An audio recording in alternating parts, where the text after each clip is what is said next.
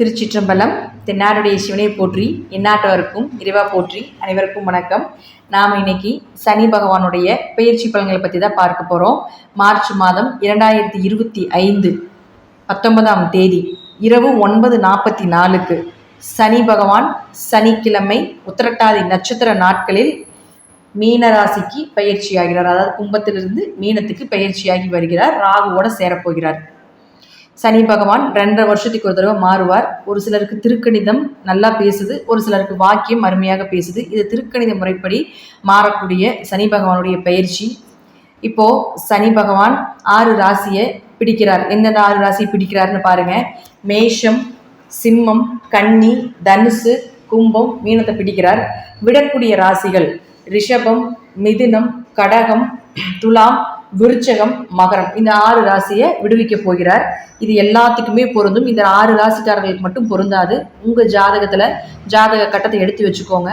எடுத்து வச்சுட்டு இந்த நான் ஸ்டார் போட்டிருக்கக்கூடிய 6 கட்டங்களில் எந்த கிரகம் இருக்குதுன்னு நோட் பண்ணி வச்சுக்கோங்க. அது இந்த பிறவியில் உங்களுக்கு என்ன கொடுக்க வந்திருக்கிறதோ, என்ன கொடுக்க வேண்டாம் அப்படின்னு இந்த பிறவியில் இருக்கோ, அது எல்லாமே சனி பகவானுக்குள்ளே லாக் ஆக போகிறார். அப்போது ஒரு கல் இருக்குன்னா அந்த கல்லை உளியை வச்சு உடைச்சி அதற்கப்புறம் தான் சிலையாக்கி நம்ம வழிபடுறோம். அதே போல தான் இந்த 6 ராசிக்குள் இருக்கக்கூடிய கட்டத்தில் இருக்கக்கூடிய கிரகத்தை, அந்த அழுக்கை சனி பகவான் வெளியேற்றி நமக்கு நல்லது கொடுக்க போகிறார். சனி பகவான் கெடுத்து கொடுக்கக்கூடியவர் அப்படிங்கிற உண்மை உண்டு.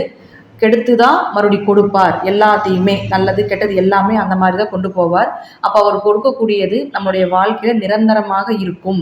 சொத்துக்களாக இருந்தாலும் சரி, சொந்த பந்தங்களாக இருந்தாலும் சரி, எந்த விஷயமாக இருந்தாலும், உயிர் உள்ளது உயிரற்றது எதை கொடுத்தாலும் கெடுத்து கொடுப்பார். அது நிரந்தரமாக இருக்கும். சனி கொடுக்க யார் தடுப்பார்? அதே போல சனி கெடுக்க யார் கொடுப்பார் அப்படிங்கிறது இந்த வசனம் கண்டிப்பாக பொருந்தும் அப்படிங்கிறத நான் நம்புகிறேன். இப்போது ஒவ்வொரு ராசிக்கும் சனி பகவான் என்ன பண்ண போகிறார் அப்படிங்கிறத நம்ம முழுமையாக பார்க்கலாம். அந்த கட்டத்துக்குள்ள இருக்கக்கூடிய கிரகங்களையே நான் உங்களுக்கு தனிப்பட்ட முறையில் உங்கள் ஜாதகத்தை வச்சு அனலைஸ் பண்ணும் பொழுது தெளிவாக புரியும். அதையும் நீங்கள் பார்த்துக்கோங்க. சிம்ம ராசிக்குண்டான சனி பகவானுடைய பயிற்சி பலன்கள். சிம்ம ராசிக்கு கண்டசனியாக இருந்தார். அதாவது 7ஆம் இடத்தில் சனி பகவான் வந்து நேரடியாக உங்களுடைய ஜாதகத்தை உங்களை பார்த்து கொண்டு இருந்தார். இப்போது 8ஆம் இடத்துக்கு சனி பகவான் வரப்போகிறார். பாருங்கள், 8ஆம் இடங்கிறது அஷ்டம சனி. நான் பயமுறுத்துறதுக்காகவோ அல்லது நெகட்டிவாக சொல்கிறதுக்காகவோ நான் சொல்லலை. 8இல் சனி வரக்கூடிய காலகட்டங்கள் டோட்டலாக பிளாக் ஆகிடுவீங்க. எல்லா பக்கம் அடி விடும். தொழில், குடும்பம், சொந்த பந்தங்கள், அனுபவத்தில் நான் சொல்லக்கூடிய பலன் இது எல்லாமே உங்களுக்கு. சொந்த பந்தங்கள், நண்பர்கள், உறவினர்கள், வீடு மனை சொத்துக்கள், வேலையில் பிரச்சனை, தொழிலில் பிரச்சனை, எங்கே போனாலும் ஒரு கெட்ட பேராக ஆகிறது, அவமானங்கள் ஆகிறது, நான் இத்தனை நாள் நீங்கள் சம்பாதிச்சு சேர்த்து வச்ச எல்லாமே விலகிறது, இதெல்லாமே நடக்கும். இப்போ கண்டசனி காலகட்டங்களையும் அப்படி தான் இருந்திருக்கும். கணவன் மனைவிக்குள்ள பிரச்சனை, பார்ட்னர் போட்டு தொழில் பண்ணிகிட்டு இருக்கக்கூடியவர்களோட பிரச்சனை, நண்பர்களுக்குள்ள பிரச்சனை, ஒரு இடம் விட்டு ஒரு இடம் மாற்றம், ஏண்டா இருக்கிற தொழிலில் ரொம்ப நல்லா பீக்காக போயிட்டு இருந்தது கூட டல்லாக இருக்கும். இதெல்லாமே நடந்திருக்கும். அதே போல் பாருங்கள், திருமண வாழ்க்கையில் எதிர்பார்த்த வரன் கிடைக்கல, ரொம்ப திருமணத்துக்காக ரொம்ப அலைஞ்சிட்டோம், பரிகாரங்கள் வேலை செய்ய மாட்டேங்குது, எத்தனை கோயிலுக்கு போனாலும் எத்தனை பரிகாரங்கள் செஞ்சாலும் பெரிய பலன் இல்லை அப்படிங்கிறது தான் சொல்லும். இப்போ அடுத்தது அஷ்டம சனி. இப்போ இது அதை விட டபுள் மடங்காக இருக்கும். 7.5 வருடம் ஒரு மனிதனை சனி பகவான் 7.5 சனிங்கிறது 7.5 வருஷம் பிடிக்கிறது. அப்போது 7.5 வருஷம் என்ன பிரச்சனைகளை கொடுக்குறாரோ அதே பிரச்சனையை இந்த 2.5 வருஷத்தில் கொடுத்துருவார். இது முன்னெச்சரிக்கை பதிவாக எடுத்துக்கொண்டு கொஞ்சம் கவனமாக தெளிவாக இப்படி மாற்ற முடியாது. நான் சொல்கிறத மாற்றவே முடியாது. ஏன்னா இது அந்த அஷ்டமச்சனி வரக்கூடிய காலகட்டங்கள் இதெல்லாம் உங்களுக்கு நடக்கும். மருத்துவ செலவுலேருந்து எல்லாமே நடக்கும், விரைய செலவு எல்லாமே நடக்கும். இருப்பினும் தெய்வ வழிபாடுகள் மூலமாகவும் உங்கள் ஜாதகத்தில் இருக்கக்கூடிய தசாபுத்திகள் மூலமாகவும் ஓரளவு வரக்கூடியதை குறைக்கலாம் அல்லது அனுபவிச்சுட்டு பெருசாக வராமல் பார்த்துக்கலாம்.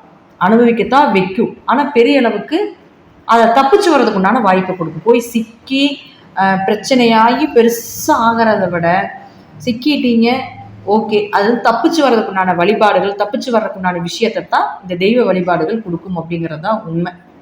ஏன்னா சிம்மராசியை பொறுத்த வரைக்கும் பார்த்துட்டிங்கன்னா 2ல் வேறு கேது இருக்குது. முதலே ஆல்ரெடி பேச்சால் பணத்தால் நிறைய பிரச்சனை போயிட்டுருக்கு.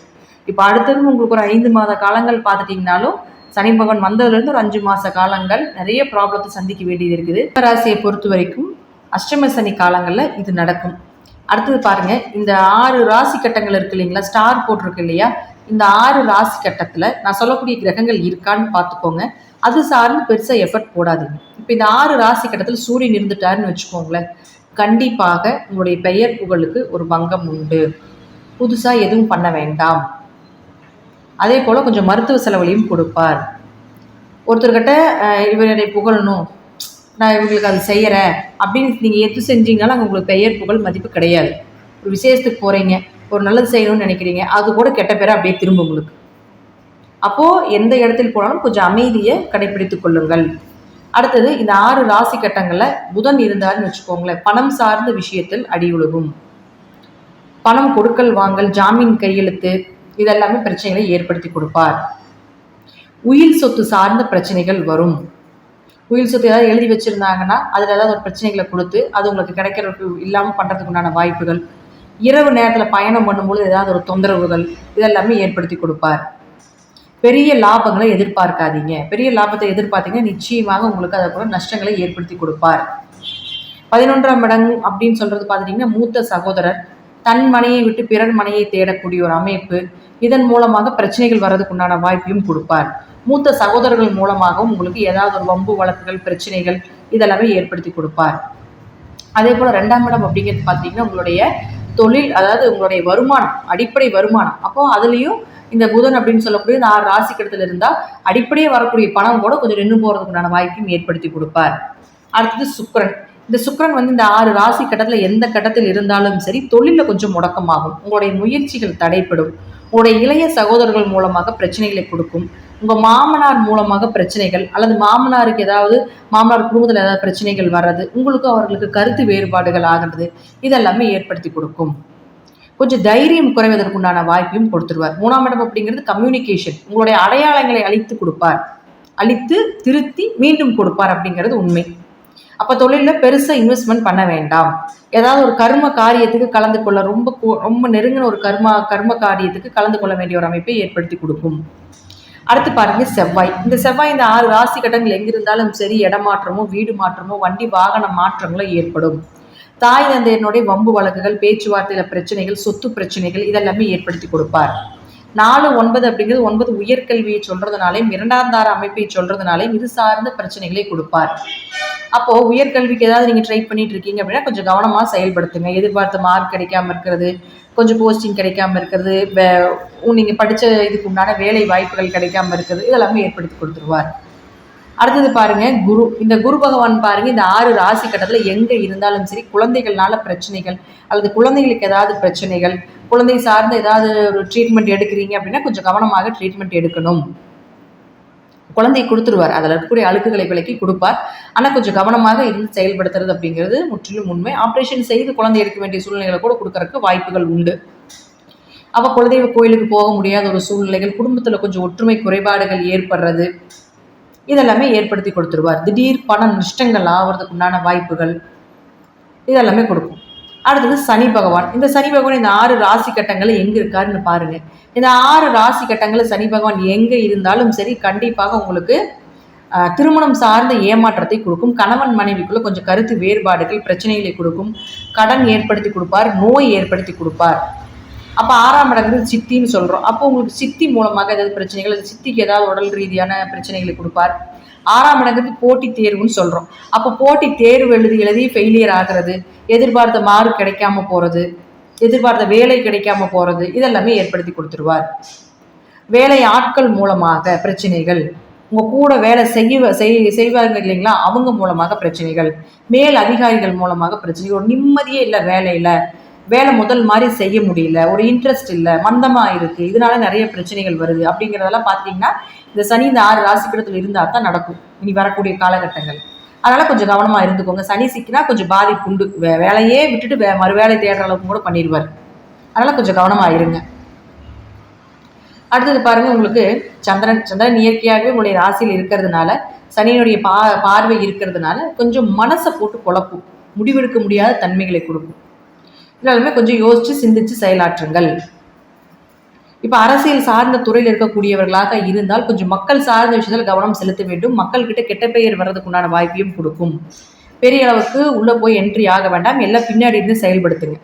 கலைத்துறை சார்ந்த தொழில் இருக்கக்கூடியவர்களுக்கும் அதே போல் ஏதாவது ஒரு கலைகள் சார்ந்த துறையில் இருக்கக்கூடியவர்களுக்கும் நிச்சயமாக அவமானங்களோ பெயர் இழப்புகளோ உங்கள் திறமைக்குண்டான ஒரு ஊதியமோ திறமைக்குண்டான பெயர் புகழோ கிடைக்காது. அதனால் இந்த ஒரு 2.5 வருஷம் கொஞ்சம் கவனமாக பெருசாக ஒன்றும் எதிர்பார்க்காதீங்க. அடுத்தது பாருங்கள், உங்கள் ஜாதகத்துக்கு விவசாயம் சார்ந்த தொழில் இருக்கிறீங்க அப்படின்னா கொஞ்சம் பெரிய அளவுக்கு விவசாயம் பண்ண வேண்டாம், அழித்தலை கொடுக்கும். ஏன்னா சனி ராகு சேர்க்க, அப்போ 8ல் சனி வரும்போது அந்த இடத்த அழிச்சிடும். அப்போ பெருசாக நீங்கள் போட்டு விளைச்சல் இல்லாமல் போகிறதுக்கு வாய்ப்புகள் உண்டு, கொஞ்சம் கவனமாக இருங்க. விளையாட்டுத் துறையில் இருக்கக்கூடியவர்களாக இருந்தால் நிச்சயமாக சனி ராகு சேர்க்கையில் ஆரம்பிக்கிறதுனால கொஞ்சம் உங்களுடைய உடம்புல கவனம் செலுத்துங்க. பெரிய அளவுக்கு உங்களுக்கு இந்த டைமில் ஒரு எதிர்பார்த்தபடி ஒரு அவார்டோ எதிர்பார்த்தபடி ஒரு பெயரோ கிடைக்காது.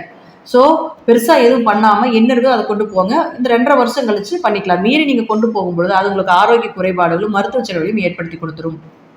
மாணவர்கள் படிப்பில் ரொம்ப கவனம் செலுத்துங்க. ரொம்ப மந்தமாக இருக்கக்கூடிய ஒரு சூழ்நிலைகளை கொடுத்துரும். நீங்கள் 24 மணி நேரம் படிச்சிங்கனாலும் பெரிய மார்க் வாங்க முடியாது. ஆனால் இருப்பினும் கடின உழைப்பை போட்டு தெய்வ அனுகிரகத்தின் மூலமாக நீங்கள் செல்லும் பொழுது நல்ல மார்க் ஸ்கோர் பண்ணக்கூடிய ஒரு தைரியத்தையும் நிச்சயமாக இந்த கடவுள் உங்களுக்கு ஏற்படுத்தி கொடுப்பார். அதனால் கொஞ்சம் கடின உழைப்பை போடுங்க. சோம்பல் வரும், படிக்க முடியாமல் படிப்பு தடைகளை கொடுக்கும், எல்லாமே பண்ணும். படிப்பு அந்த மார்க் வராமல் இருக்கிறதுக்கு என்னென்ன வழிகள் பண்ணணுமோ எல்லாமே பண்ணுவாங்க. அப்போது கொஞ்சம் கடின உழைப்பும் கொஞ்சம் கான்சன்ட்ரேஷனும் பண்ணி மற்ற விஷயத்தில் தலையிடாமல் படிப்பில் மட்டும் கொஞ்சம் கவனம் செலுத்தி படிச்சிங்கன்னா ஓரளவுக்கு மார்க் ஸ்கோர் பண்ணி வரதுக்கு உண்டான வாய்ப்பையும் கொடுப்பார். ஸோ சிம்மராசியை பொறுத்த வரைக்கும் கண்டசனி முடிஞ்சு அஷ்டமசனி தொடங்கிறதுனால எதிலையும் கவனம், எதிலையும் கவனம், எதிலையும் கவனம். இதுவே ஒரு மூல மந்திரமாக நினச்சிக்கிட்டு இந்த 2.5 வருஷமும் கொஞ்சம் அமைதியை கடைபிடித்து கொண்டு போனீங்கன்னா பெரிய அளவுக்கு பாதிப்பு இல்லாமல் தப்பிச்சுக்கலாம். மற்றபடி நான் சொல்லக்கூடிய கருத்துக்கள் தசாபுத்திபடி சிறிது மாறுபடலாம். நன்றி. மீண்டும் ஒரு நல்ல பதிவில் சந்திக்கலாம். திருச்சிற்றம்பலம், தில்லையம்பலம், ஸ்ரீ நரசிம்மர் திருவடிகளே சரணம். கடவுள் அருள் டிவியை பார்த்தமைக்கு நன்றிகள். மேலும் இது போன்ற தகவல்களை தெரிந்து கொள்ள கடவுள் அருள் டிவியை சப்ஸ்கிரைப் செய்யுங்கள். மறக்காமல் பெல் ஐக்கானை கிளிக் செய்யுங்கள்.